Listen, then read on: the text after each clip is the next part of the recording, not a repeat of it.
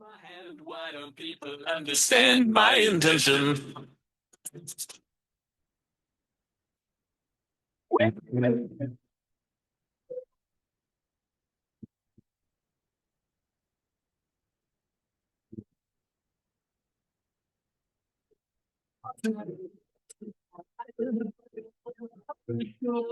call us nerds, but we're so uncool. They laugh at our clothes, they laugh at our hair. The girls walk by with their nose in the air. Down, round, one last word. To the nerds. Nerds. Hi, everybody. My name is Todd Adams. And this is Cathy. I'm a nerd, and I'm pretty proud of it. You're proud of it. Welcome back to the 6th podcast, I guess. And what's the title of this one? Of Zen Pop Parenting. So Zen Pop Parenting is where Gen X pop culture meets real life reflection. So today we're going to go deep into nerd culture. We're going to talk about the movie Weird Science, a John Hughes movie. And then we are going to... You said deep, sweetie. Oh, we're not going rolling in the deep yet. Okay, That's sorry. coming. That category comes later. Sorry about We are going to roll in the deep a little later. Yeah. Okay. A little later. Sorry. And then we are also going to talk about Revenge of the Nerds, which they came out 1984 and 1985, respectively. Is that correct? Weird Science, 1985, and then Revenge of the Nerds, I think, was 1985. Oh, I got 5. I got 4. I've been doing a lot of research with ChatGPT. It turns out it's wrong a lot. That's why it's not foolproof. Like Nothing I ever say is foolproof because I'm getting a lot of it from the old internet, which has a lot of bad information. Well, internet, if you're getting it repetitively, like I'm doing a lot of reading, like of old articles and yeah, I'm like not doing any of that. That, you know, I remember from that time, Yep. or I'm like looking up a certain character and kind of seeing what they said. Yeah. So I'm trying to redeem you in that way, Todd. Thank you. So I will question if I feel like we're, please not giving the correct information about these very important movies, but very controversial movies as well. Yeah, they're both a little controversial. One is a lot more controversial than the other. Well, I'd say they both have, and again, we're going to dive into this as we get through the categories, but they both, now that we're in a different time, in looking back, have a lot of flaws. I'm going to catch you off guard real quick and just say, let's begin with the end in mind. So what are you hoping, aside from entertaining and making our audience laugh, what are you hoping they take away from today's podcast? Well, I think the thing that's most interesting about these two movies is the things that they ended up teaching us and where we are now when it comes to what we would call nerd culture. We don't necessarily use that language anymore, but what used to be an underdog story is not really an underdog story anymore. Mm-hmm. And I think that it's interesting again, real life reflection with Gen X. I think it's interesting to see how we got to where we are. Yeah. And a lot of this is nostalgia. You know, Todd and I are going to talk about these movies that we used to watch in our teens, and they still have a place in Gen X, lore. Mm-hmm. We know quotes and everything, and we know all the music. But then, what did it lead to? And I think that, in some ways, is small amounts good and large amounts problematic. Yes. Are we ready to set the scene? Let's do it. Let's set the scene, shall we?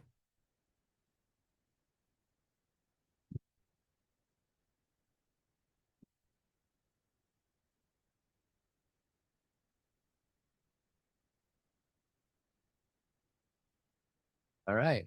We're going to set the scene. Would you like to start or me? No, I think I'm going to start because mine's really basic. So just as a reminder, which one came out in 84 and one came out in 85? Correct.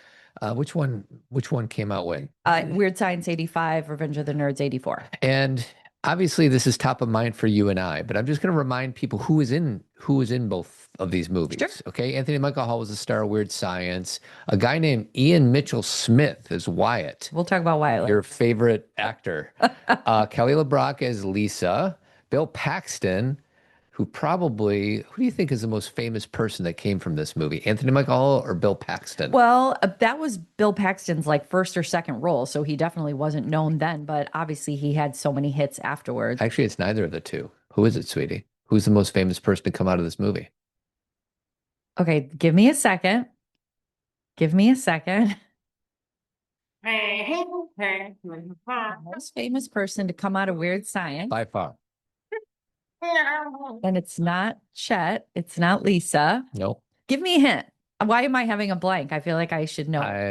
Yeah, you're just having a brain fart. It's Robert Downey Jr. Oh, duh. Yeah. Yes, of course. Robert Downey Jr. So yeah, he was kind of a side character. Trying to And it think. was his like first or second role too. He was not known Yeah. yet. And Revenge of the Nerds, we have a guy named Robert Carradine, which reminds me of the Kung Fu guy. Who was a Kung Fu guy?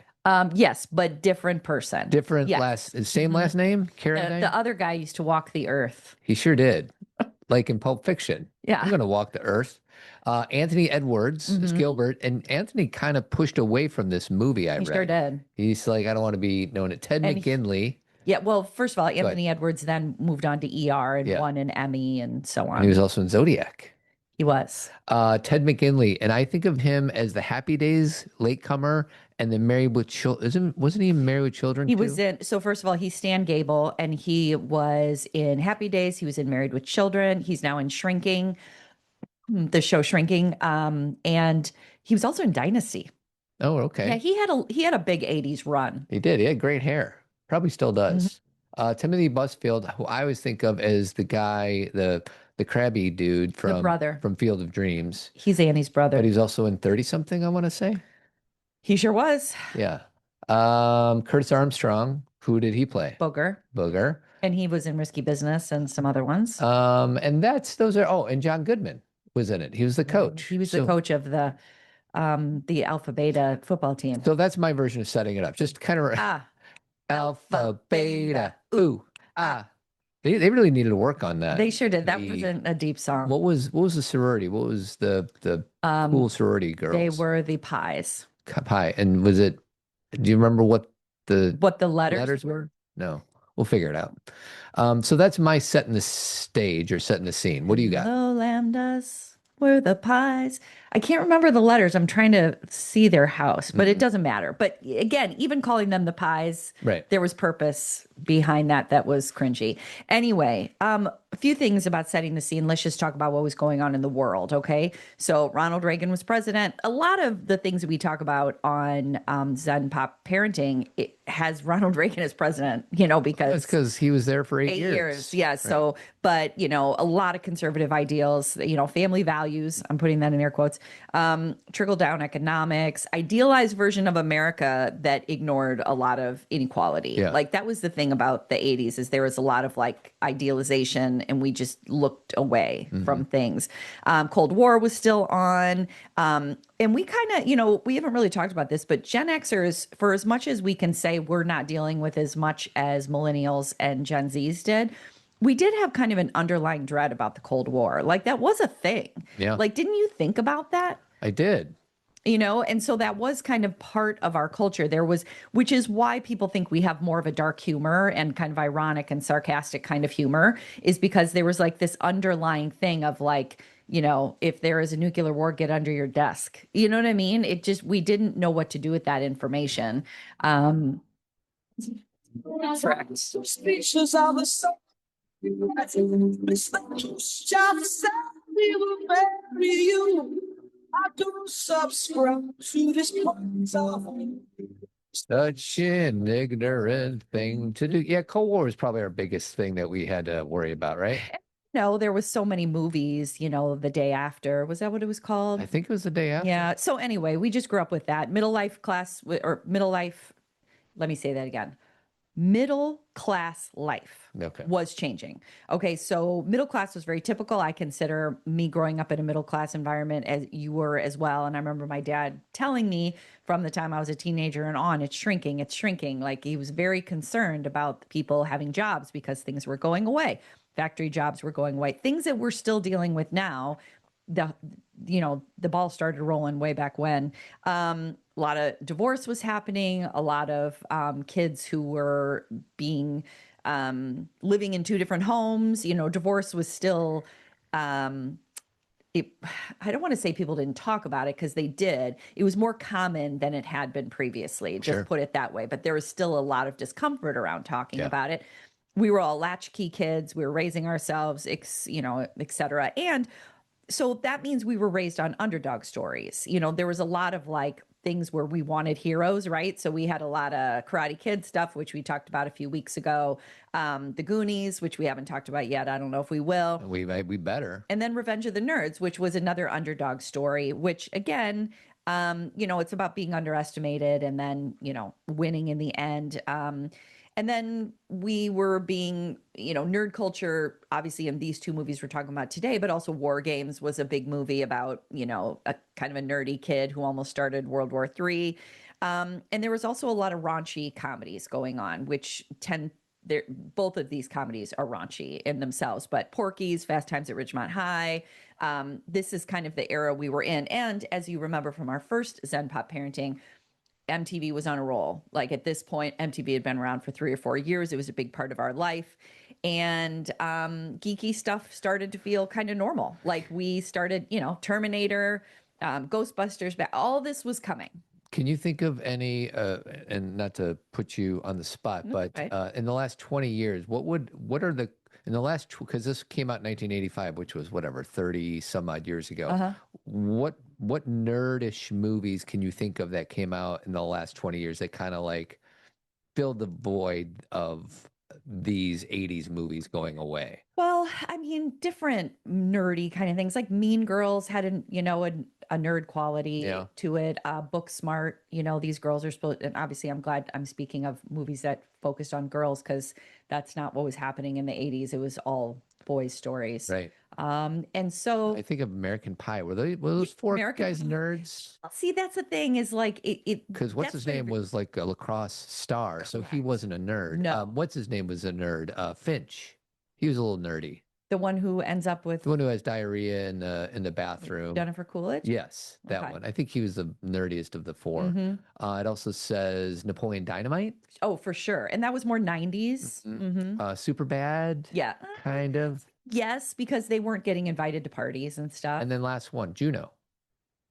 Yeah. But that was cool. Yeah. Well, Juno is like one of my favorite movies of all time. And Juno, we like to say, oh, she was a nerd, but was she? I think Bleecker was a little bit of a nerd. Bleecker? Didn't know he had it in him. That's such a good scene. Yeah, so that is kind of setting the scene. This is what was going on in our culture. As you said, these were the people in the movie, so we can move on to random facts. Random facts. Here we come, right back where we started from. What about Remember When? Oh, Remember When. Sorry, go. I remember when you couldn't wait. I'm just going to extend that soundbite until Neil, because I feel bad that I don't hear Neil. I know. But do you feel bad? Why? Because she's the one who says Remember When, Barbara Streisand. I know. So I had one bad idea of what I was going to share for the Remember When, and it was me waiting to Cathy. And I saw Weird Science the night before. Okay. And I was like, whatever, I guess I was 12 years old. And I was trying to replicate the story of them making a doll, and they accidentally forgot to hook up the doll. And the Barbie. And then it hooked up to the nuclear warhead on the Time magazine thing. And I was trying to like say how funny this story was to my friend Mike Brannigan. Okay. And I was really trying to set it up well. And I just remember getting nothing back from Mike. But why is that funny? It's not funny. I felt like totally embarrassed. And it was my first experience of, you need to be a good storyteller. For real. To really, like, I just figured because I laughed hard the night before watching this scene that I'd be able to set it up just as well as the movie. And he just like shook his head. He's like, yeah, I don't know where you're going with this one. So that was my bad story. My good question to you and to me is, when you were going this age, let's say high school or before, were you a nerd or were you in the cool crowd? I'll start. I hate these kind of questions. I was in grade school. I think I was more on the cool crowd because I was a good athlete. And then I got to high school, and the high school is much bigger. There's much better athletes. And I regressed downward pretty quickly. And I've shared the story where all the cool people ran to the cafeteria table where like 25 kids can cram themselves. And then I was always on the secondary with my 3 buddies. Got it. So I went from cool to not so cool in high school. Although I did wrestle and I was a decent wrestler. So I wasn't like bottom of the social ladder, but I certainly wasn't on top. Got it. What do you got, babe? Now you had Aquanet hair, sweetie. I did. That's a big deal. I had a very good experience in elementary, middle, and high school. So let's go through it. Were you prom queen or president of your class? I forget which one. I was homecoming queen, Homecoming and I queen. was president of my class. But you weren't the prom queen. What happened there? No. Well, Did you that run would be for too it? much. No, you don't run. Oh, you don't? No, How do you you people? just get elected. I Yeah. mean, they just vote. Sudi, I say we go back in time and try to fix that. You should have been No, prom queen no, too. no. That's insane. That's like too many riches. Yeah. You know what I mean? So it's fair to say you were not a nerd. Nope. I don't know how to say this, but we were all kind of blended. Mhm. Do you know what I mean? There was a lot of things like student council was a huge part of my life. In some schools, maybe that's not cool. I did POMs or dance, which, that tends to be what it still is today. And then I didn't but then there was things I didn't get involved in that were really big, like theater. Mhm. And I, What are you looking at, nerd? Huh? like we all That's just, a difficult situation here. I mean, after all, you're nerds. Oh, UN. UN. Was that his name? He had to- UN? Yeah, I had to prove to them. What kind of a first name is UN? I don't know. It's a weird first name. It must have been the two letters and it stood for something else. Kind of like JD, Yeah. UN, that kind of Okay. thing. But anyway, so yes. All right. Are we ready for the next one? So I didn't do my remember. Oh, sorry. Go ahead, babe. I mean, I don't really have much here because the thing I have to say, I don't remember the first time I saw Revenge of the Nerds. I think what I remember about Revenge of the Nerds is how many times I watched it once it was on TV. Mm-hmm. I've seen this movie. I mean, Todd and I watched it the other night, and we know every line and everything that's coming up. Yes. You know what I mean? It's just one of those movies that's in my brain. Weird Science, I kind of came to later because I am such a 16 Candles Breakfast Club person. And I didn't think Weird Science was for me because it was about these two guys. I don't think I saw it in the theater like you did. Mm-hmm. But then when I did finally see it on TV, it became, because my friends and I had a lot of jokes from it. Do you know what I mean? A lot of the quotes in it. And so it became very normal. But I don't remember seeing either of these two movies in the theater, which usually I do remember those things. Mm-hmm. So I think I was more on the side of the repeats. All right. Okay. Random facts? Random facts. Here we go. Pounds. Yeah, do you know the human head weighs 8 pounds? I got a lot of stuff for this one. Are you ready? Yeah. I'm going to start with Weird Science because we haven't talked much about that yet. Model Kelly Emberg was initially cast as Lisa. Any idea who Kelly Emberg is? Yeah, she was an 80s model. I can see her I feel like she dated Rod Stewart. I don't But she left after 2 days due to creative differences. Well, I can imagine. LeBrock was hired as a replacement. Vernon Wells reprises his memorable biker character, Wes from Mad Max Part 2, but is credited in this movie as Lord General. Roger Ebert, sweetie, you want to know what he said about What Weird did he Science? say? He gave the film 3 out of 4 stars, called LeBrock wonderful in her role, and thought that as a result, the film was funnier and a little deeper than the predictable story it may have been. So Roger Ebert. That is shocking to me. That's right. First of all, I want to agree with him about something because we watched Weird Science again the other night, even though it's kind of in my head. It's like now I'm watching it through new eyes. And she is good in it. Mm-hmm. So, by the way, Kelly Emberg was dating Rod Stewart. I was right. I just looked her up and there's a picture of them together. But she's for such a crazy role, she's very grounded. Yeah. Like you would think she didn't dial it over the up. top. Right, yeah. And so it's a weird compliment because I never thought of Kelly LeBrock. Like now I think of her as being in like Jean-Claude Van Damme movies or whatever. Weren't they together? She's also in A Woman in Red with Woman in Red, Gene Wilder. I remember that. A TV series based on the film of Weird Science ran for 88 episodes. Did you see any of these 88? No, I don't remember it at all. Me neither. Kelly LeBrock's character's name was inspired by Apple Computer's first GUI computer, the Apple Lisa. Lisa. It's such an 80s name. Yeah. Like the other night we were talking about all the names from the 80s and Lisa is so high on the list. Amy, Jennifer, Michelle. Like when I look at my in my, my phone, my contacts, I have so many Jennies, so many Jens, so many Amy's, so many Michelles. What's the name of that beer, that alcohol that JC's drinking now for the Mom water. Mom water? Karen's, like Mom Water, they named the drinks after the women. So just look at those. And it's all like those names, right?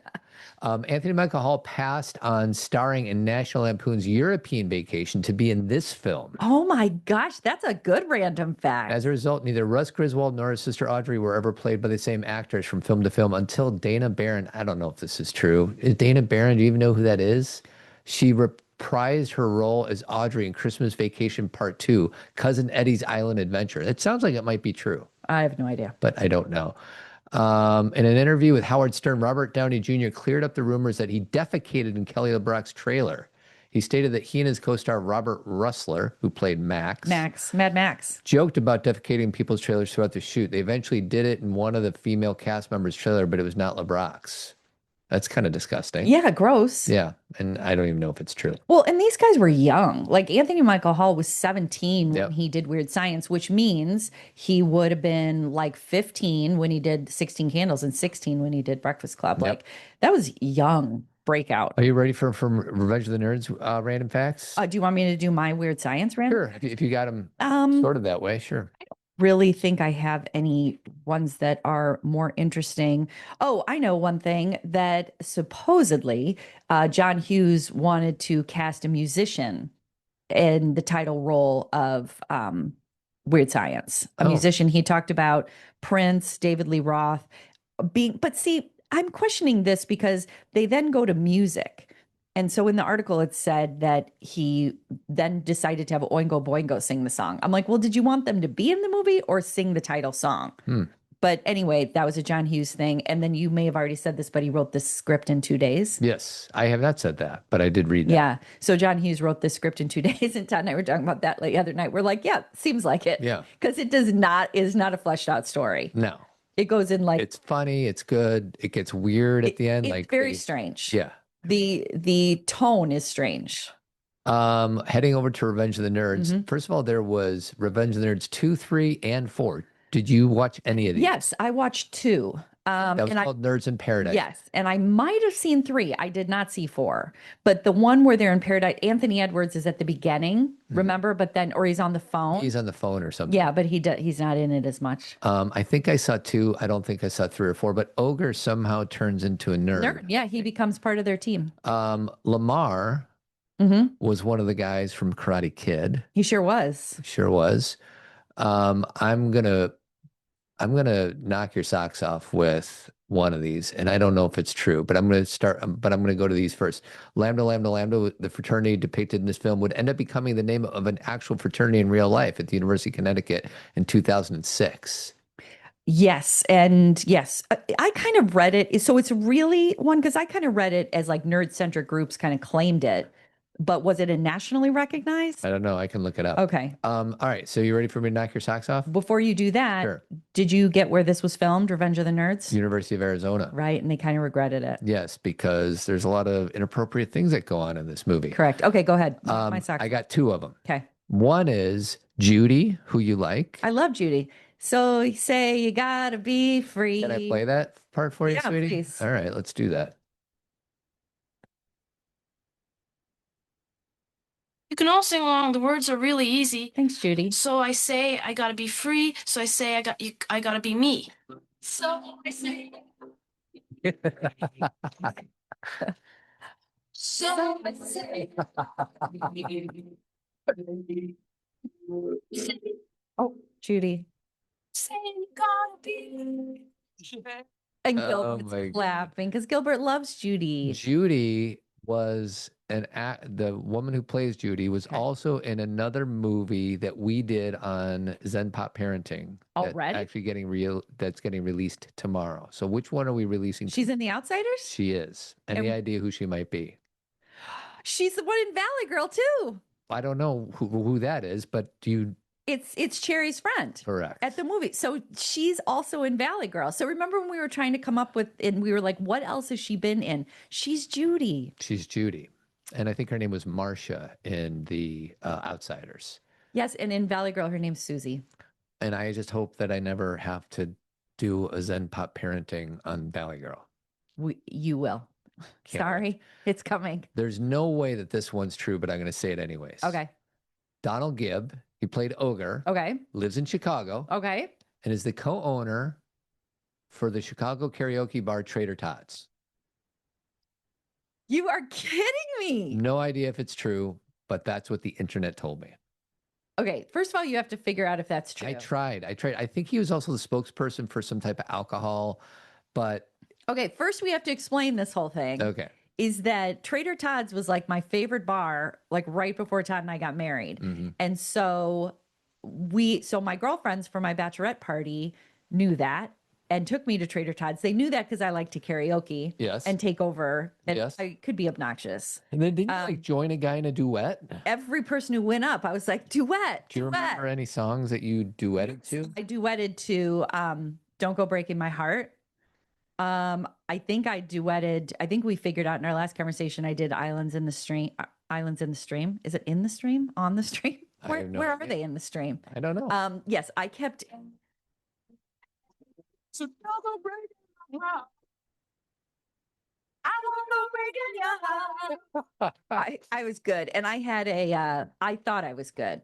And I had a veil on because in bachelorette parties we did that. And then we had, okay, I'm going to tell a real tale on myself.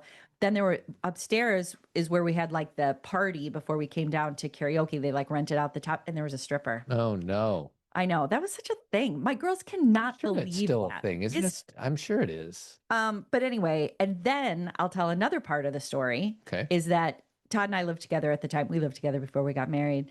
And I came home and I was so sick.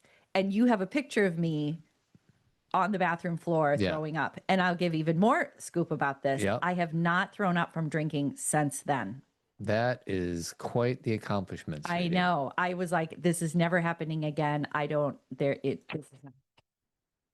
So let's just say that Trader Todd's plays a role in our marriage. It does. It does. Thank you, Ogre.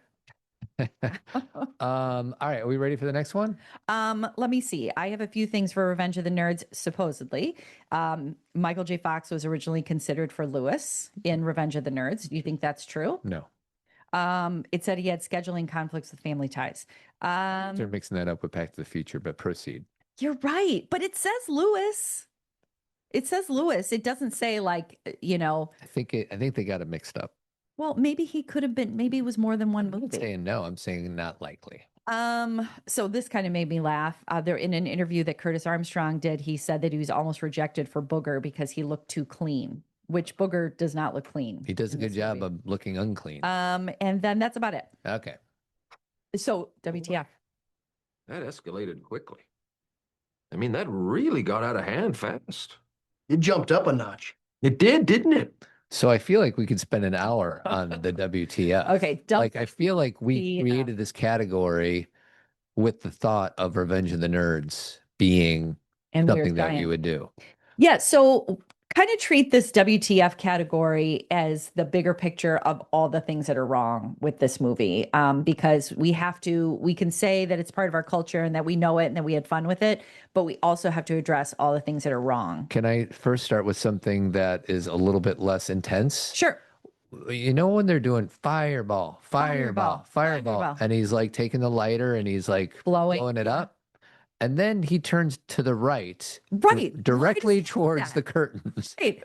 I think that's- Everybody seems okay. They're- Like our house is burning down. our house is burning down. I thought that was a really interesting thing. And before that, the song they're dancing to is Burning Down the House by Talking Heads. Yep. So it was kind of alluded to that it was about to happen. So yes, that is. Fireball, man. Watch. Here we go.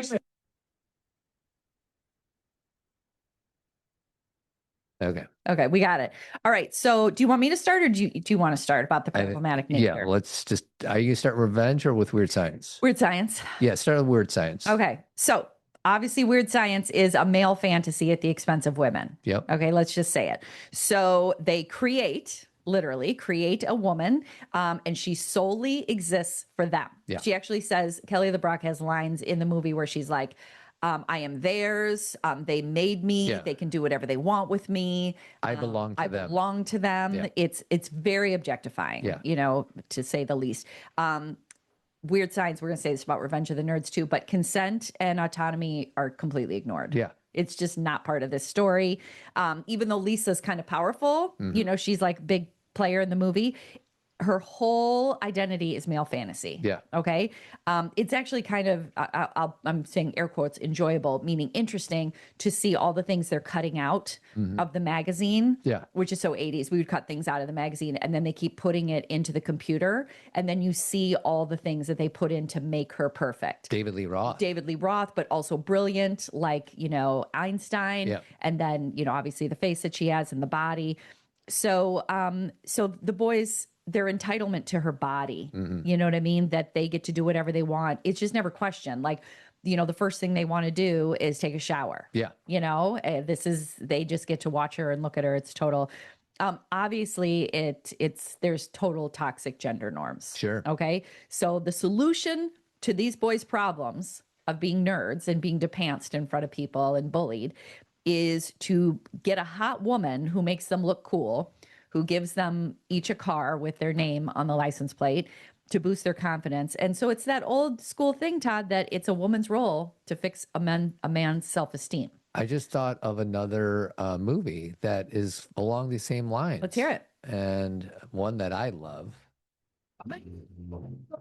Exactly. Can't Buy Me Love. Ronald Miller. That's right. That's what he Cindy does. Mancini. Yep. Love this movie. Love that movie. Yeah, same thing. He pays her Mhm. to make him look cool. And then obviously it goes off the rails as all these movies do. So it played, let's see, all the sexual stuff in the movie is played for laughs. You know, there's no emotional depth. Everything is about, well, it's kind of scary. You know what I mean? Like there's, they stalk women. They look at women when they don't know they're being looked at. They expect things from women. And this is both Robert Downey Jr. and his buddy and the boys in the movie. Yeah. And then obviously there is no diversity in this movie. This tends to be the truth from all John Hughes movies. He films them in the suburbs of Chicago. And so he's somewhat being true to the fact that there isn't a lot of diversity in some of these wealthier suburbs. And interesting, like this is a random fact also, these boys, Wyatt and Gary in Weird Science, they go to Shermer High School, which is where the kids from the Breakfast Club go to high school as well. So he just reused the same high You school. think Gary would be friends with what's Anthony? Brian? Brian is a calmer individual. Yeah. Gary's got the crazy hair. Yeah. He's a little more amped up and he's more of a risk taker. Yeah. Like Brian is not, I mean, Brian is much more nerdy. much more nerdy. Yeah. So real quick, and I don't know if why I'm even asking this, but does Lisa have sex with either of these two young men? Well, we questioned that when we were watching it because I think she did. I think that's the whole background intention. She's is that- wearing her underwear. Correct. And but she also says, to your point, during the movie, I was doing the gymnastics routine you told me to do and you fell asleep. Right. So, but then she said, we'll try again later. Right. Now, this is supposed to have taken place over a 24-hour, 48-hour period of time. So who knows? But there was the implication that she was teaching them to be sexual. And they were 15 at the time. Correct. So which I think is statutory rape. Yeah. Yeah. So that's Weird Science for you. There you go. Are we ready to head to the even worse one? Yeah. Revenge of the Nerds. So many. Let's start with the more tame one. Okay. Which is, and it's sad that this is tame, they break into their sorority house. Correct. And install a bunch of cameras and videotape them without their consent. Correct. And then watch them and watch throughout them the day while eating breakfast cereal with beer. With a young boy who, what's Wormser? How old is Wormser? I think he's 12 in the movie. Yeah. And it's weird to say that this is not the worst thing that happens in the movie. Correct. But it isn't. Yeah. And also Takashi keeps taking pictures of their private areas. With They his do. camera. They do. That's right. It's just Takashi though. There's no they. Right. Is there anybody else? Speaking of Takashi, Okay, Cathy, now show me your cards. Okay, 2 and 4 kings. That's good, yes? No, you got too many kings. Oh, And you gotta get rid of these. oh. I'll take 3 of these kings out, and we'll replace them Fresh with cards. 3 fresh cards. Oh, okay. What's funny is the next line is he's like, when do I get to deal? He's like, well, you got to win a hand first. Booger. And so right there, like playing Takashi, another thing, sorry to jump on, That's fine. I know it's your turn, but obviously the representation of different ethnicities. Right. It's played for laughs. Yeah. And it's, you know, Kinda the like Long Duck Dong. exactly. It's the 16 Long Duck Candles. Dong thing. Yeah. Yeah. So yeah, sadly, that's not the worst thing that happens in this movie. Should we talk about the worst thing? Why don't you start it? Well, let me say to kind of build up to the scene that, again, just like in Weird Science, women are objectified throughout the whole thing. Obviously, like Todd said, they're watching women. The whole goal is to see women, to find women, etc. And there's complete boundary crossing, you know, the hidden cameras, the manipulation, and it's supposed to be seen as like, fun. You know, it borders on the Animal House thing. Yeah. You know, Animal House is such a movie from also from our past, but it was also like movie that my dad liked. You know what I mean? It was a lot of good humor, but boundary crossing, Yeah. you know, inappropriate, harmful, no consent, sexual harassment, etc. The worst thing in this movie is that there is an actual sexual assault. Yeah. And so Lewis, pretending to be Stan Gable, Mm-hmm. you know, meets Betty in this thing in this fun house, and then they have sex, and she didn't know that it was Lewis. She thought it was Stan. Yeah. And then the bigger problem is that after he takes off his mask, she decides it was great and that she loves him. Yeah. And this is also portrayed in 16 Candles when Anthony Michael Hall's character, you know, Farmer Ted, he has sex with what's her name in the movie? She's a woman. She's a woman. I can't remember. But Yeah. anyway, it's Jake Ryan's girlfriend.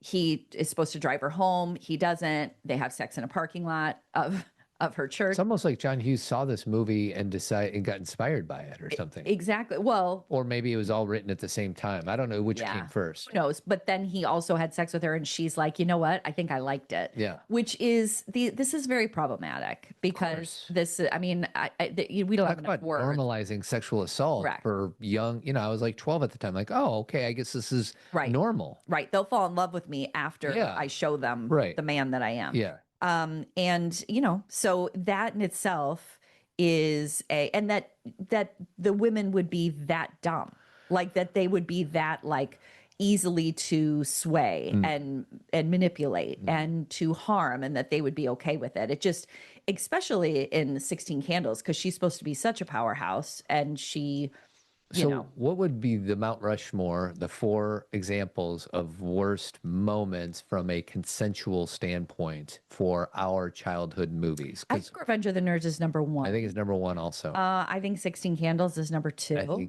I agree with you. I'm trying to think like of our other movies. What about American Pie, where they are Yeah, they're videoing. they're her. videoing her and They broadcasting changed it to everybody? Yep. That's and then maybe Weird Science. Maybe those are our 4. Yeah, I think that. I mean, we didn't do research on this one, but I think No. that's a good guess. Yeah. So yeah, that is the big part of Revenge of the Nerds that I think everybody struggles with and what needs to be talked about. So you know, nerd culture. Yeah. Anything else in this category? Let's see if there's anything. Yeah, one more thing. The whole revenge thing as entitlement, you know, like the nerds suffered and so all their behavior becomes justified. Yep. And this is kind of part of the stuff that we're going to get into with Rolling in the Deep. It doesn't examine how that kind of power can corrupt, and that we cheer them on because they're underdogs, but really they're also doing harm. Yeah. You know, I mean, think about the other thing that they did was they took a picture of Betty and put it on the tin. That's right. We didn't even talk about that one. Yeah, they put it on the tin of the pie, which was only whipped cream, by the way, and sold it. And it was a picture of her. That's Topless. topless. That's revenge porn, or that's, you know, using her image. Yeah. And, you know, again, And we laughed at it. it's not okay. A few other examples. Breakfast Club, where Bender puts his head in between the legs of Claire. Yep, absolutely. Um, Anything in St. Elmo's? it doesn't. Let's see. I mean, I just pulled up a few things. I'm like looking around our office. 'cause There's in pictures. this isn't quite right, but in Big, he's a 12-year-old Right. boy. Oh yeah, it's weird. And she's a grown woman. She's 30. Can't hardly wait. I don't know what is Yeah. that movie. It's a 90s movie where they're all at a party and I don't that movie is like 4 years younger than us. Like we didn't get into it as Yeah. much. So I can't speak to it, but I know what it is. What about Twilight, sweetie? Edward sneaks into Bella's room to watch her sleep without her knowledge. Yeah, Not it's a cool, little odd. Edward. I agree with that. And at the same time, the oddness of Twilight is that there is no sex, that he will not be with her unless they get married.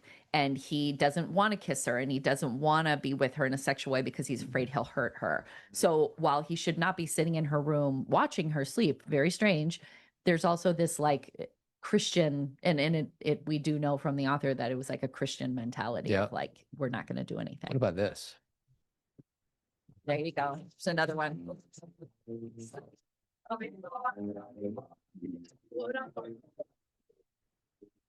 Yikes. Same thing in Greece and in Greece too.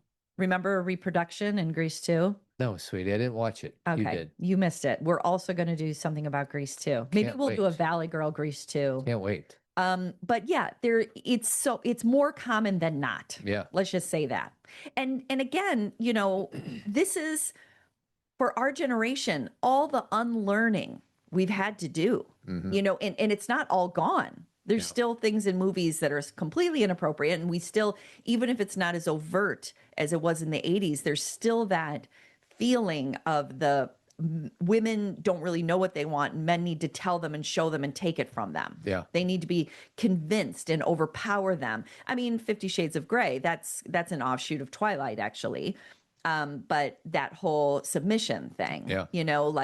and some of it is okay to be sexual fantasy. This is why it's so nuanced and fuzzy, because it's not like people are bad for, having this as a sexual fantasy, but it's the normalization of it. It's what porn is doing. It's all to about it's all about consent for Yes. like that's the foundation. Right. But then even there's some messed up stuff on porn that appears to be consensual when in fact, it's just such a And I got to dive into the fine line of consent, because I think it's consent, yes. And then the normalization of something, like the Right. amount of girls now who get strangled Yes. in a sexual act because they're seeing this in porn. So they think it's normal, or they get tied, or they get bound, or they get forced and so it's like, maybe in that moment, they think it's normalized to them. well, there's a scene in Euphoria. I think it's first season where Mhm. that happens. Yeah. And, He strangles her. I have a few other examples, and then we'll move on. Yeah. Something about Mary, multiple men stalking this woman, For real. right? For real. Knocked Up, which is a little bit tricky because they're both drunk, but supposedly you can't give consent when you're drunk.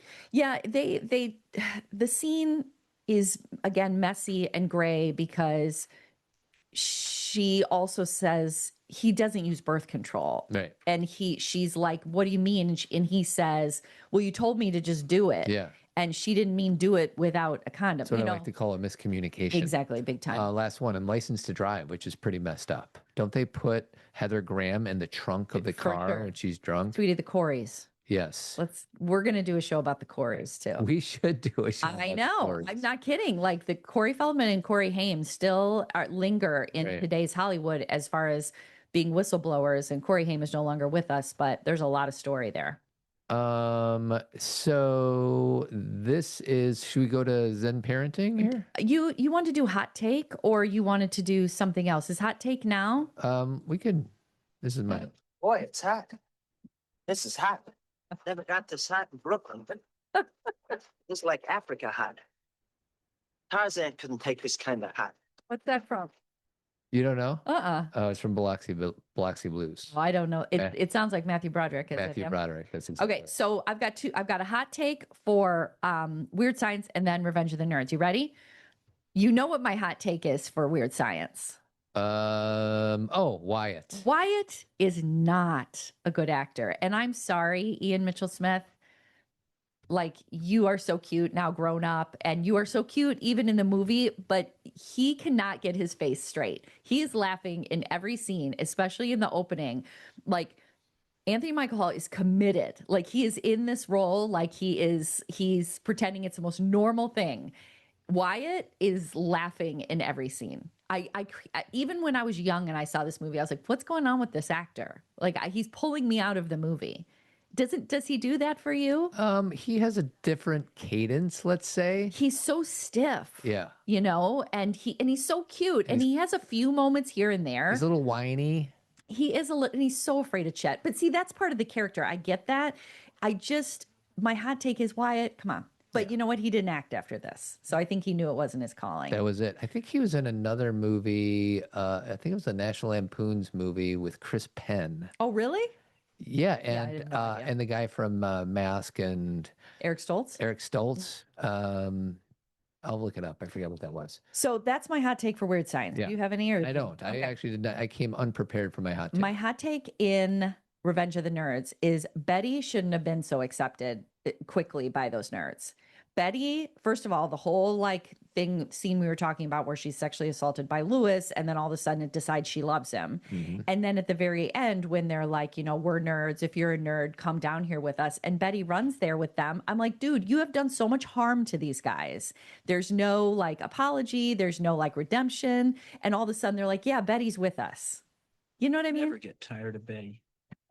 You can never get tired of Betty. Well, and that's the thing is like, again, it's hot girl stuff, right? Where Yeah. she can do anything. And so those are my two hot takes. Those are two very good hot takes, sweetie. Is Zen parenting time? Yeah, it's on parenting time. Sweetie, you get nostalgic when you hear this? I do, but I don't have to get nostalgic because we still play it. There we go. And then we go over here.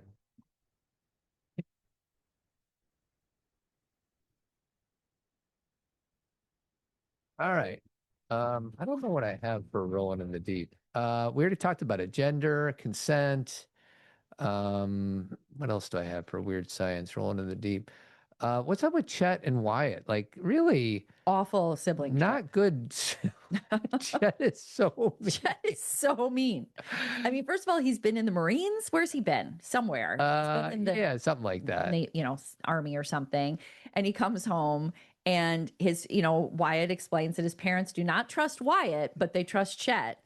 And Gary says to him, I don't want to be here when Chet's here. You didn't tell me Chet was going to be here. So Chet, obviously, his Hi, Chet. Okay, Whittaker. If you see a lion, let me know. You spit in this? Not that I'm aware of, no. not that I'm aware of. Hey, that looks pretty good.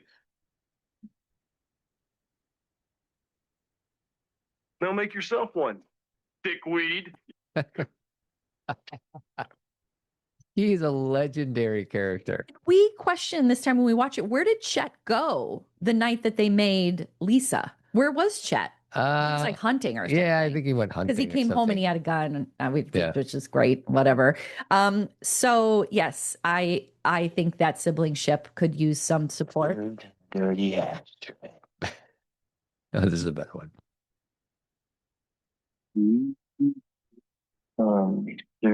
Dirty ass. Chet. So yeah, my role in the deep is the parents didn't do a good job of aligning their two sons to be on the same team. You think? He like gives him his social security at one point. I got Yes. my social security, my college savings. Yes. What else you got? Okay, so masculinity, so narrow, Yeah. right? Only one version of masculinity: sex, Yep. popularity, Yep. sports, those things. And it's getting fixed by the girl. Yep. Again, all this pressure on the girl. The reason why we have to think about that is because that's a lot of, if you guys understand what an incel is, which is men who have by choice become celibate because they think they have been denied by women, or that they believe the 80-20 rule, which is that women only want 20% of the men out there. And so there's no way a woman is going to choose them. Am I saying that well? Yep. Is there anything you want to add to Nope. that incel behavior? So if you understand that that's what's being portrayed here, is that men are like, we can't be cool or have a life unless women find us attractive. And if they don't find us attractive, then we're going to crap all over. Well, and maybe this is just saying what you said a little bit differently. Incel stands for involuntary Involuntary celibacy. yeah. So they don't choose anything. They are being denied something that they want. You're right. And so they're choosing it, but they're choosing it because they feel forced to choose it. It is the woman's fault. So when I'm saying choosing on purpose because they say that women are not appreciating them enough. Right. And so therefore, and there have been several mass shooters who have claimed to be incels. So, ugh.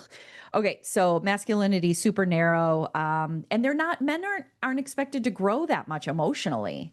You know what I mean? Yeah, not much growth in Revenge of the Nerds or Weird Science. Revenge of the Nerds, maybe a little bit because they win. Entitlement. Yeah, right. It's not like they become deeper. Like Gilbert is already deep. He and Judy have actually a normal friendship, romantic relationship, but everything else is a little skewed.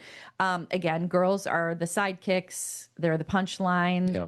They're the jokes. They're the prizes. They're not fully human. They're love interests. They're fantasies, and then tools for their, transformation. So, and then again, interestingly, Revenge of the Nerds on appearance looks like it has some diversity because Lamar is a man of color and he's also gay. Mm-hmm. And then we have Takashi, but they're stereotypes. Yeah. You know what I mean? They're not like, and that's really it. You know what I mean? It's not like it's like diverse in the reality of our culture and what it's like. It's just more, they are sometimes the butt of the joke. Yeah. They're stereotypes. They don't have a lot of depth, played for laughs, etc.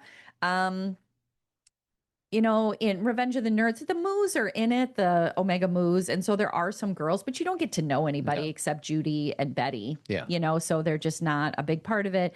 And then again, as I've said a number of times, revenge is justice. Like in, the belief that getting revenge is really what we need to do to have some kind of redemption. Sure. It's very 80s. Yeah. It's very from us. So are we ready for parenting? You got it. Gonna be like you. And the cats say cradle in the sea. All right. I have nothing for this. Okay. So Gen Xers. Okay. I'm just kind of going to go into what we believed, what we learned, and then how things are changing. So we rooted for the outsider. You know what I mean? Again, because of all these movies and all the stories, like we like the person who is the underdog. You still do this. And whenever we watch a matchup, you're like, I want the underdog. I want the outsider. Always rooting for the underdog. And in the belief system, I'm going to get kind of deep here, was that his outsiderness and the mistreatment of him made him inherently good. And I'm using him on purpose because it was always men. But what happens though when that person is the underdog, but then they don't really have any emotional stability or empathy or accountability either? Yeah. You know what I mean? Like we focused in nerd culture on IQ and underdogness and we wanted them to win, but they didn't always have emotional availability either. Right. Like let's just focus on Gary because Wyatt had a sweetness to him that they tried to portray, but was Gary like going to help people? Like was Gary a good guy? Not much vulnerability going on with any of the characters in this. With Deb and Hilly. Yeah. Deb and Hilly. I think we watched this on Friday night and you knew exactly what those two girls' names were, which is hilarious. Deb and Hilly.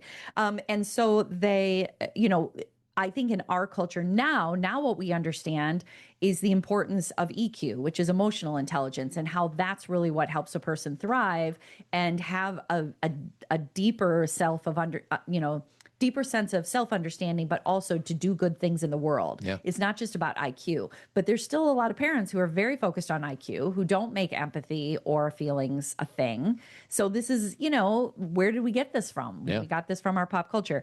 Again, being smart was enough, etc. Nerds got a free pass, even when it crossed the lines. We didn't, in these movies, ask who was missing. Like, again, as parents, are we asking about girls, people of color, queer kids? Like, who's not in the picture? Because a lot of these movies are focused on white, straight men.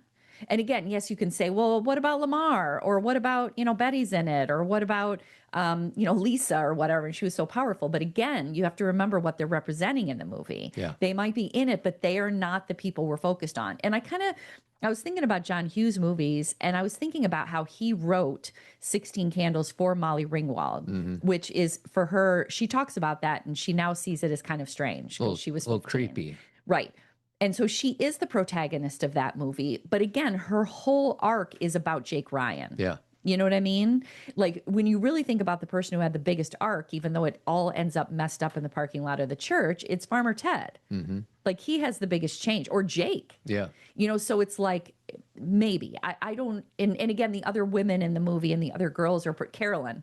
His girlfriend's Carolyn. Good job, sweetie. Carolyn isn't portrayed that well. Obviously, Molly Ringwald's sister is not portrayed. It's again, what's the vibe we're getting from the movie? Are women really represented in a great way here? Again, this is a big one for the future. The tech and their brains were used for domination and fantasy, right? This is where we are in our culture. Yeah. Is these nerds, I'm putting this in air quote, grow up, and if they don't have the EQ part, then it's all about domination, dominating other people, having everything, and living out a fantasy, getting their yachts, getting their women. Would this be an appropriate time to play either the two clips that you sent to me or no? Well, let's talk about that. I was going to do that in What Did It Teach Us, but let's bring in The Social Network right now. Okay. So The Social Network is an interesting parallel movie to these two movies, in that it's about Mark Zuckerberg's rise and him creating Facebook. And it portrays him very similar to these guys, even though a much more serious tone, in that all he's worried about is domination and winning. And why did he start Facebook in the first place? If we're going by the movie and the books, it's because a woman broke up with him. Yeah. And so then he started doing the choose who you think is more beautiful, pitting women against each other. And then it became Facebook so he could get back in touch with his old girlfriend or have people meet girls. So it's just so interesting. It's the same thing. So at the end of the movie, one of the best parts, Andrew Garfield has this great monologue where when he realizes he's been cut out of Facebook, he goes after Mark. Here we go. Mark! He's wired in. Sorry? He's wired in. Is he? Yes. How about now? You still wired in? Security. You issued 24 million new shares of stock. You were told that if new investors How came much were along- your shares diluted? How much were his? What was Mr. Zuckerberg's ownership share diluted down to? It wasn't. What was Mr. Moskowitz's ownership share diluted down to? It wasn't. What was Sean Parker's ownership share diluted down to? It wasn't. What was Peter Thiel's ownership share diluted down to? It wasn't. And what was your ownership share diluted down to? 0.03%. Is that good? So yes, it's good for this reason, talking about the EQ. Mark Zuckerberg, his best friend is Eduardo, which is, Andrew Garfield's character, and they build it together. Eduardo is the one who came up with the algorithm, and he's the one who came out with the seed money. Yes. It was from him, and he does not. And again, then Sean Parker gets involved, the guy who created Napster, played by Justin Timberlake. He actually ends up kind of getting, Mark into the California scene, the tech scene, and it pulls away from Eduardo, et cetera. But it's that EQ part. He was willing. A lot of what The Social Network is about is you were willing to take the money and this trajectory over your friendship with Eduardo. And Mark Zuckerberg didn't really have a lot of friends, if any. So again, it's that, focus on what you have, all this power and all this money, but it's never enough. I mean, we know this from the leadership we have right now. It's never over. And it's so interesting to hear Peter Thiel's name in there again, because he's still in our world, doing what he's doing. They all are. Zuckerberg is too. Again, we just didn't expect these billionaires to become the power brokers of our time, or did we? Should we have? I think that's the gist of the parenting part, and where our 80s culture, us Gen Xers have to reframe what we were taught. We have to unlearn what we were learned to recognize that for people, our children, to really be successful in the true meaning of success is they have to have an understanding of their own emotional lives and their connection to compassion and their ability to have relationships and friendships and partnerships. I don't know how happy Bill Belichick is with his 24-year-old girlfriend. Maybe he is. I don't know.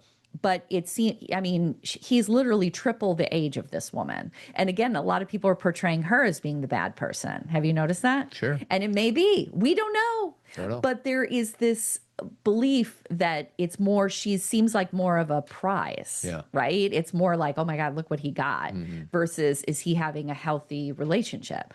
And we can all have our different viewpoints on that. People can email me and be like, well, he can do what he wants to do. Of course he can. But is this happiness? Is this real connection? Or is he living out what his generation told him, which is get the prizes? Yeah.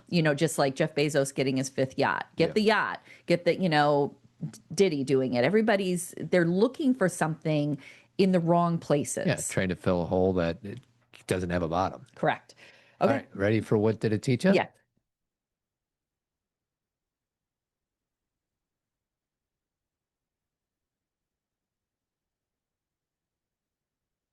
All right. I got a few. Let's hear it. What did it teach us? True belonging comes from acceptance and not from being any type of status. Did it teach us that? Well, I think that's what I'm thinking of the nerds, not Weird Science, but theirs was about connection because they brought all those nerds down. Yeah. They brought all those nerds down. But you know what I mean? At the end. What else do I have here? Weird Science. What did it teach us? A lot of the same stuff. Fantasy is easy. Real connection is scary, but worth it. Yes. And again, I think I'm questioning, this is the deep thought, did it teach us that? Like, maybe in some ways, like there's one scene in Weird Science, we were like, okay, they tried, where Gary is saying goodnight to Deb, right? Is he with Deb or Hilly? I can't remember. I don't Whichever one he's with. And he says, I need you to know that this is not really me. These are not my cool clothes. This is not my cool car. And then she says, well, whatever you are, I like it. And that's great. I think John Hughes is trying to throw in he's trying to be his true self. We didn't get to really see it because before that he was kicking out a bunch of mutants at a party. Time last night. I think this is Wyatt. Oh, so it's Gary that does that? It's Gary. Got it. Yeah. Okay. I'll find Gary. Hi, Gary. Deb, I have kind of a confession to make. Oh, it's Deb. I'm really not this cool. That's not my car. It's not my suit. I mean, none of those people were my friends. Why are you telling me all of this? Because I want you to like me for what I am. Whatever you are, I like it. All right. And that's nice, I guess. I don't know if it's earned, but we'll take it. At least he's being honest. Yeah. I mean, I like that. I guess you're right. Because all that stuff's going to go away the minute Lisa becomes a gym teacher. Correct. She wants to go do that instead at Shermer High School. So, yeah. So, you got anything else? I mean, I guess I kind of said this in parenting, but the 80s nerd movies set the stage for the tech power today. Yeah. Which, nerds becoming the heroes. Their intelligence is what allowed them to gain control. Tech became a weapon, they create a woman in Revenge of the Nerds. They sabotage with their tech power. That's how they spy and everything. This is kind of a gross message, Todd. If you're smart, you can bend the world to your will. Mm-hmm. It's very Elon Musk, So the misunderstood genius myth, became huge. Tech leaders are still seen as awkward geniuses who earn their power. So one of the things that I wanted you to play at this point is there's this great clip. And again, this is coming out a few weeks after this clip came out. So many things may have happened with Elon Musk by this time, but Scott Galloway, who is someone on the, that Todd and I follow, he's on the Pivot podcast and he's a entrepreneur in his own right. He was on Piers Morgan and he had this take on Elon Musk that I thought was really important for us to hear. I owned a Tesla. But somehow we've decided in America that innovation and money replaces or obviates or excuses depravity. Cutting off aid to HIV positive mothers, deciding what veterans should get benefits, cutting off SNAP payments, which have shown to have a positive net return when people run out of money for food at the end of the month. I mean, I think one of the wonderful things about being an American, and quite frankly, for me, what it means to be a man and what I try to teach my boys is the whole point of prosperity is such that you can protect people. And I think the two of you are more impressed with Mr. Musk than I am. I think if somebody is making Nazi salutes, if somebody is being sued concurrently by two women for sole custody of their child because that person has not spent any time with that child, when someone is so severely addicted to drugs they can't get their shit together to show up to the White House without looking exceptionally high, I don't think that's the right role model for young men. So what I would ask of all of us is look at what money has done to us. That if someone can land a rocket on metal scissors. Look at what money has done to us. And this is thank you, Scott. The tech power, piece. This is, and again, Todd and I are not saying, so we blame Weird Science and Revenge of the Nerds. What we're trying to connect is the culture from our time and what we learned and took in and how it formed our opinions about what's most important. And, here we have Scott Galloway pointing out, we look at what it's done to us. Look at the depravity. Look at what we're willing to do to hurt people so we can say we have more money and that we win. It's depraved. So I think that's good for what we learned. All right. Now we're on to Cringe or Classic, right? Yep.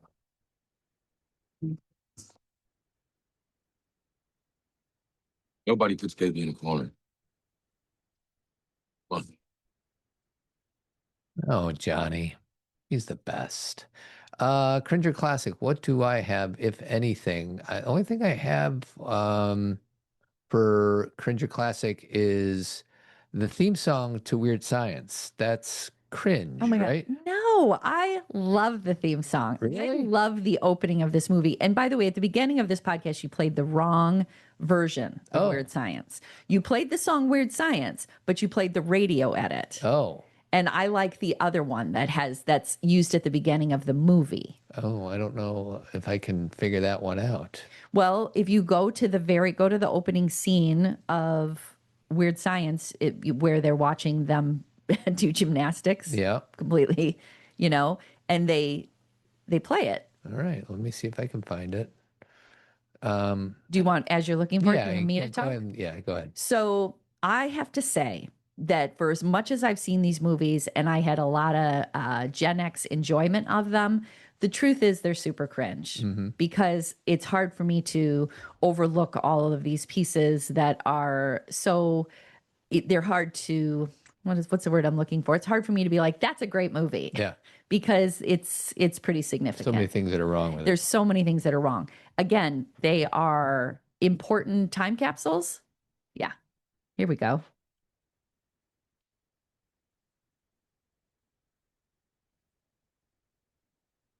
Look, we're sorry.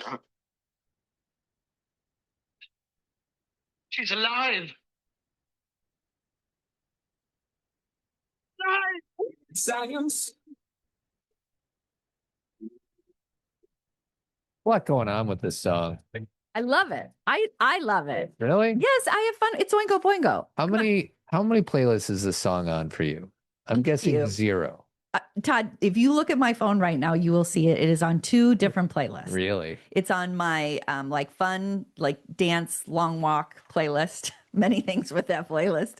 And then my other one is the one I made for the girls a long time ago. So I do have that version of the song. And again, it may not be a good song standing by itself. I just relate it to this time and this movie. You know what I mean? I do. It's got memories. It's kind of like John Parr, Man in Motion is not the greatest song, but I relate it to St. Elmo's Fire. Yeah. You know what I mean? Yeah, I do. So I got to go with cringe, even though You've got to go with classic. No, I got to go with cringe. Weird Science? The song, I'm talking about the movies overall. Oh, you're talking about the movie. Are you So, evaluating the movie or the song Weird No, Science? I like the song. So that's a classic. Correct. The movie is cringe. The movies, this whole Both of them. vibe Yeah. is it has to land on cringe. If Yeah. we're doing a meter, Yes. the meter bends to cringe. Yeah, I feel like this is designed for. Sweetie, you should get a sound effect that's like a meter. Does it bend cringe or does it bend classic? I could probably come up with Okay, something. we'll find that for the Sweetie, next what one. about this song? We love this one.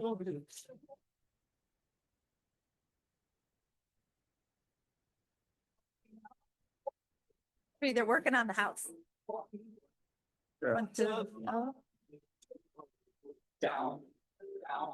Sounds very Talking Heads-ish, but it's not. Nah, it's not as. Bone Symphony, whoever they are. It's a very 80s sounding song. But yeah, like Revenge of the Nerds has a lot of songs in it. Does. Because it also has, Are You Ready for the Sex? I'm going to go ahead and say that both these movies are cringe just because of the ridiculous sexual assaults. Yeah, I think we can just say that. How about this? May the force be with you. May the force be with you. May the force be with you. May the force be with you. May the force be with you. All right, it's best quote time. Okay, you want to go first? I got a feeling we have the same one. I think we might for Revenge of the Nerds, but not for Weird Science. Oh, did you do one for each? Yes. Oh, got it. You don't have to do one for each. I'm gonna just let's see if I can find it. Where is my? I'm gonna go with. Are you going with the telephone? No, Oh. I have a feeling you're gonna do that one, but Okay. Here's the bottom line, Wyatt. I'm telling Mom and Dad everything. I'm even considering making up some shit. There you go. That's just classic. Chet. What are you at? I don't have. You would have to find mine, and you don't have to find it because we have other things. But I like at the very beginning of the movie, it made me laugh this time when Gary's in Wyatt's bathroom. Yeah. And he's just like making a total mess. Yeah. And Wyatt says to him, Gary, don't make a mess in my bathroom, Yeah. okay? And then they like show that he's like has shaving cream everywhere. And then a very like Shermer High School thing to say, Wyatt says, because the cleaning lady's not coming till Monday. Yes. So he's not going to clean it up. And then my favorite quote from Revenge of the Nerds, only because it's the one you and I say all the time, is I just wanted to say I'm a nerd. And I'm pretty proud of it. That's right. I mean, haven't we all said that at one time or another? That's right. We all have. So that's that. Yeah. Where are they now? Where are they now? Where are you now? Where are you now that I need you? I didn't do any work for this one. You know what? I'm missing a piece of paper. Oh no. So I can't do it. Anything from memory? Yes. Let's see. I will say that let's talk about Anthony Michael Hall. This is all off the top of my head, you guys, so forgive me. He's obviously still out there acting. He was also in Zodiac. Was he in Zodiac? He was I don't think so. He was the guy. Look him up. Anyway, he's also been like guest starring on a lot of shows. He was in a few movies. Like I think he was in like a Stephen King movie. He obviously hasn't had the fame that he had in the 80s, but he's still out there doing his thing. Great. One thing I'm going to go back and forth between Revenge of the Nerds and Weird Science is that Anthony Edwards is actually now an advocate for people who have been boys who have been sexually assaulted. Oh, good for him. He came out and told his story of being sexually assaulted, I think when he was in his late 40s. Yeah. And he said not sharing that news really changed so much of his life when he was young. He was depressed, all these things, blamed himself.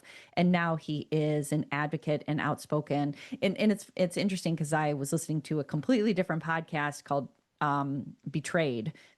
All these podcasts I listen to, and he was on it. He came on to talk about boys who have been harmed, especially by other men.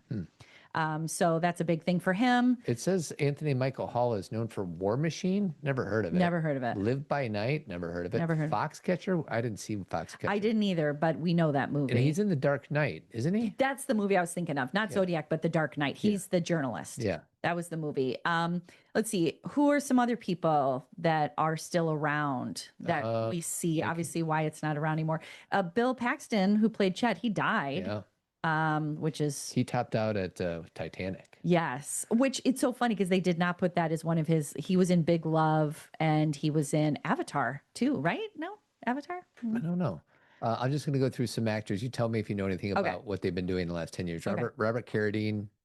I haven't seen him. No, not really. Ed McKinley. Yeah, he's in. We talked about him. He's in Shrinking now. Julia Montgomery, Betty Childs. No, nothing that I'm aware of. Yes. And let's see. Then Weird Science. Kelly LeBrock. Seen her around lately? Just in those Jean-Claude Van Damme movies. Robert Downey Jr. What's he been doing? A few things. What's he been doing since Iron Man? Well, he's going to stay in the Marvel universe and he's going to be a villain. Oh, really? Yeah, he's going to be a different character in the Marvel universe. Sad. Yeah, but he just won an Academy Award a couple of years ago for Oppenheimer. Like he's doing just fine. Yeah. Okay. Are we ready for the music game? Yes. Play that song, the one that makes me go all night. So this is the part where Cathy and I come up with a song that encapsulates the energy, the vibe of this podcast based on what the topics are. In this case, nerds, Revenge of the Nerds, Weird Science. I'm a little nervous about mine, so I'm going to go first just because I got a feeling yours is going to be better, but maybe mine's going to be better. Who knows? And I just need to pull it up, and it is right here. Ooh, good. Really? Yes. You're always so kind. You surprised me with captured it. You got it. Yeah, the nerds aren't going to take it. Because you did something that I did not do in mine, which was this is also from our generation. Yeah. So you found the song that kind of brought both movies together. All right. Yeah, that's good. I kind of went in a different way. I decided to be more current in a song choice. And you probably don't know this song. Safe to say. It's called Cool Kids by Echo Smith.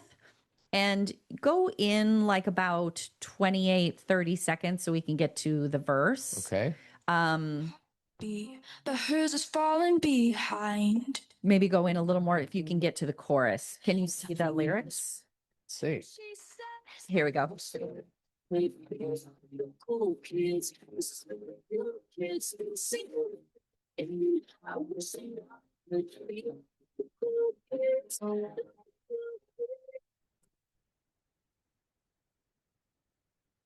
So I remember this song from, I think when JC was in high school. 10 years ago. Yeah. So it couldn't have been high school. It must have been middle school. Because she's 22. Yeah. So about middle school. And she really liked it. And so it's on one of my playlists. And as I was going through my music, I was like, this is what it's about. But what I have to say, Todd, is I think your song captures the vibe of the movies a little better than Cool Kids. I would have done We Are the Champions, but that's at the end of the movie. And everybody knows that we can't do that. And speaking of, there are two things that we did not play that are very essential to Revenge of the Nerds. Yes. Number one is that scene when they're at the bonfire and Gilbert finally takes the microphone. Yeah. And also we did not play the talent show. Well, we got to do that. Maybe we should end with the talent show. All right, let's end with the talent show. And I was just going to tease it. Yeah. And I'll try to find that speech. Let's do some trivia first. Okay, let's do that. First, we got to do this.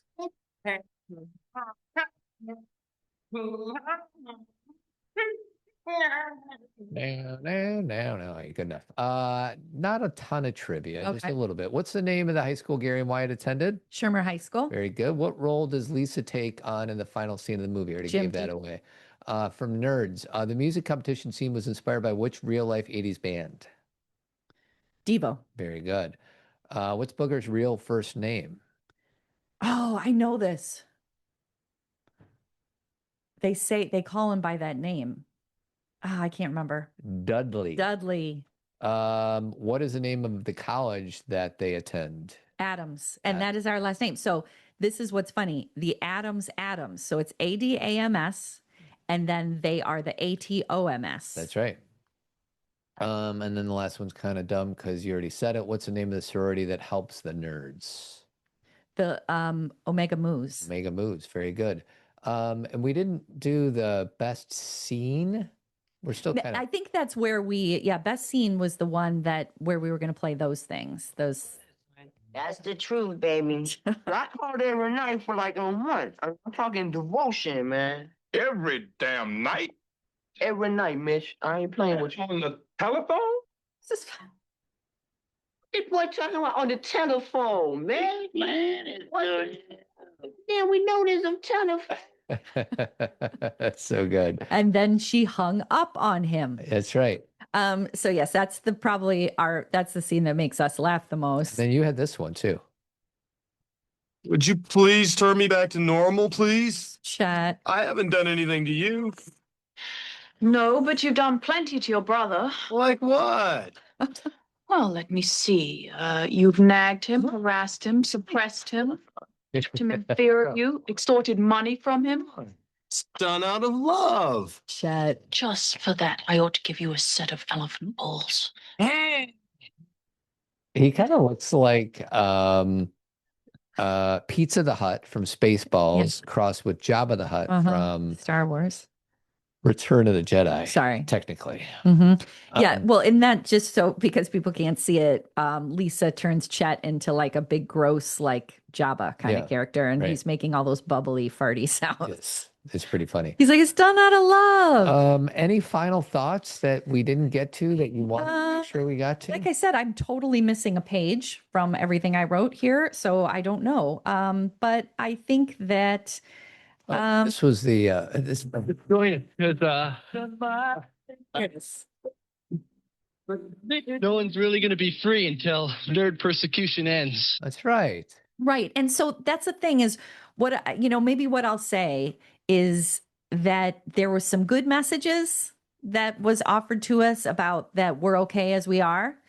And then there were some bad messages offered to us about consent and the way we treat women and others, and about revenge and exploitation and all that. But the intention at the time, because we have to remember that we know what we know when we know it, is when we know better, we do better. How about that?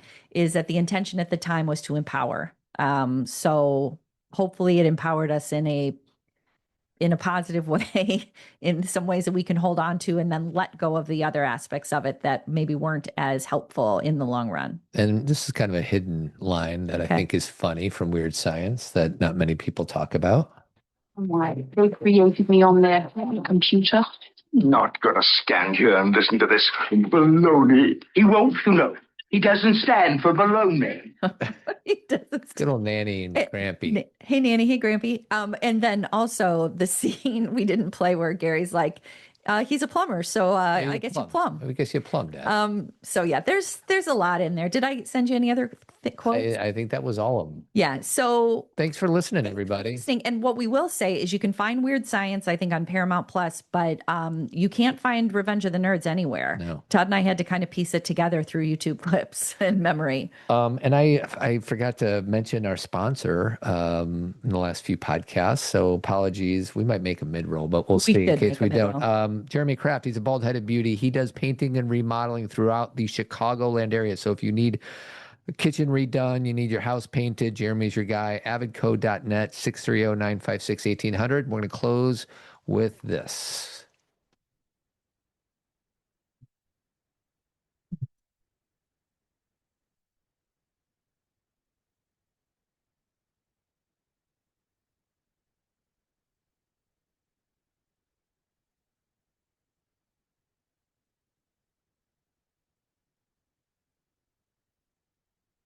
The whole movie. Just for a little bit.